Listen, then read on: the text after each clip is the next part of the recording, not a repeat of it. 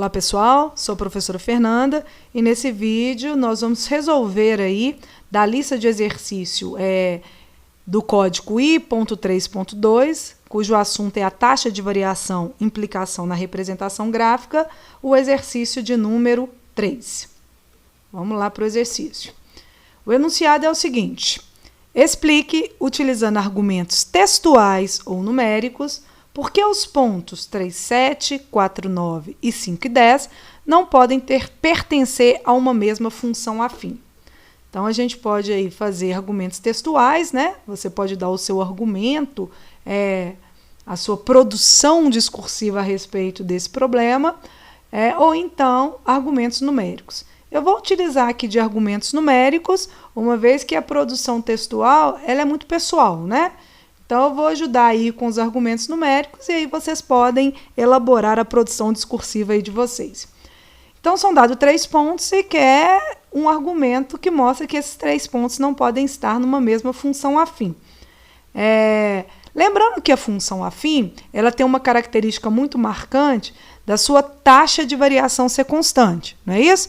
Isso implica dizer, então, que à medida que o meu x ele vai aumentando em uma unidade, né? A cada uma unidade no meu domínio, a minha função, se a taxa de variação é constante, ela tem que aumentar ou diminuir a uma taxa específica, né? Então, eu vou usar desse argumento aí e vou fazer os cálculos mostrando que, no caso, esses meus 3 pontos, eles não vão obedecer a essa característica, né? Vocês viram aí na matéria que a taxa de variação média de uma função qualquer, né? E aí não precisa ser função afim. No caso, se ela é função afim, a taxa média é a taxa de variação em qualquer ponto do domínio. Vocês viram que a taxa de variação, a taxa de variação de uma função no intervalo do domínio, no intervalo específico do domínio, é dado pela variação dessa função sobre x. É uma razão, né, de quanto que essa função varia em relação ao seu domínio. Essa fórmula aí, desenvolvida, ela fica assim, não é isso? Olha, é o f de x2 menos f de x1 sobre x2 menos x1.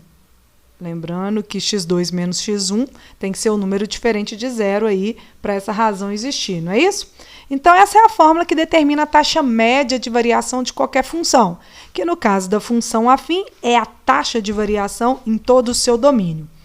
Como foram dados aí 3 pontos, eu vou calcular a taxa de variação desse ponto aqui, vou chamar de ponto 1, esse aqui de ponto 2, esse aqui de ponto 3, calcular a taxa de variação no intervalo do ponto 1 ao ponto 2, depois no intervalo do ponto 2 ao ponto 3 e verificar aqui se essa taxa vai ser a mesma ou não. Se for diferente, a gente já conseguiu explicar usando esses argumentos numéricos aqui que não está numa mesma função afim. Vou chamar aqui de taxa, vamos calcular uma taxa 1 aqui, que vai ser a taxa no intervalo do ponto 1 até o ponto 2, tá? Então, é o f de x2, ou seja, o valor da função no ponto 2. Quanto que é o valor da função aqui no ponto 2? Ó, a imagem, não é isso? 9. Menos valor da função no ponto 1, ou seja, a sua imagem no ponto 1, 7. Sobre o x do ponto 2, que é 4, menos o x do ponto 1, que é 3. Então, essa taxa de variação média aqui, em relação ao ponto 1 até o ponto 2, né, nesse intervalo, deu 9 menos 7, 2. 4 menos 3, 1. A taxa é igual a 2.